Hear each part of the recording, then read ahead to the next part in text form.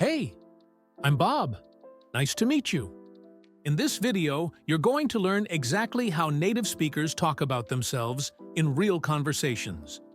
We'll listen to a natural self-introduction, break down every useful phrase, and by the end, I'll give you a complete list of expressions you can use immediately. Let's get started. First, let me introduce myself the way a native speaker would. Listen carefully. Don't worry about understanding everything yet. We'll break it down together. Hey, I'm Bob. Nice to meet you. I'm originally from Canada, but I've been living in London for about 3 years now. I moved here for work. I'm a graphic designer, and I've always been passionate about creative projects. In my free time, I'm really into photography and hiking.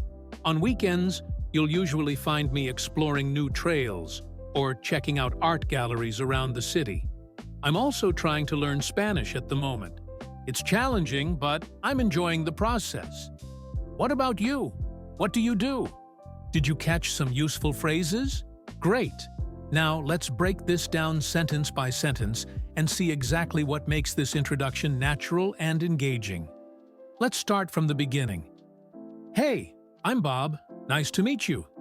Notice I didn't say, "My name is Bob."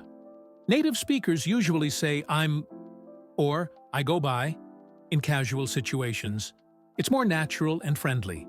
Alternatives you can use: "Hi, I'm." "Hey there, I'm." "Nice to meet you. I'm." Next, I said, "I'm originally from Canada, but I've been living in London for about 3 years now." This is a perfect formula. I'm originally from. This tells people where you're from. The word originally is important because it shows this isn't where you are now. I've been living in for. This uses present perfect continuous to show you still live there. Native speakers use this tense a lot for ongoing situations. Then I said, "I moved here for work. I'm a graphic designer, and I've always been passionate about creative projects." This connects 3 important things: why you moved, what you do, and what you care about. Next part. In my free time, I'm really into photography and hiking. In my free time is the classic transition to hobbies. But there are other options. And notice, I'm really into. This is super natural. It means you really like something. Other expressions for hobbies. Then I said, "On weekends, you'll usually find me exploring new trails or checking out art galleries around the city. You'll usually find me." This is a beautiful, natural phrase. It paints a picture of your typical activities.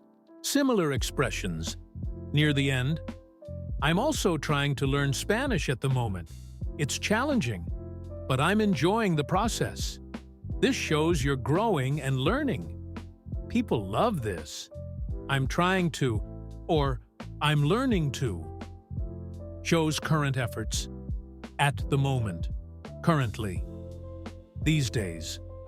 All show it's happening now. Notice I admitted it's challenging.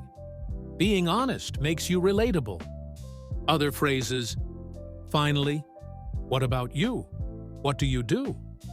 Always try to engage the other person. It shows you're interested and keeps the conversation going. Ways to engage. All right, you now have a complete blueprint for introducing yourself naturally in English. Remember the structure. Here's what I want you to do. Write your own introduction using these phrases in the comments below. I'll read them and give you feedback.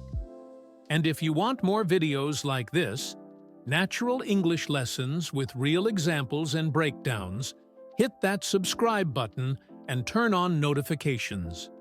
I post new lessons every week to help you speak English more confidently and naturally. Also, drop a comment telling me what topic you want me to cover next. Should I do one about small talk? Job interviews? Or maybe how to tell stories in English? Thanks for watching, and I'll see you in the next video. Keep practicing And remember, you've got this. Hey,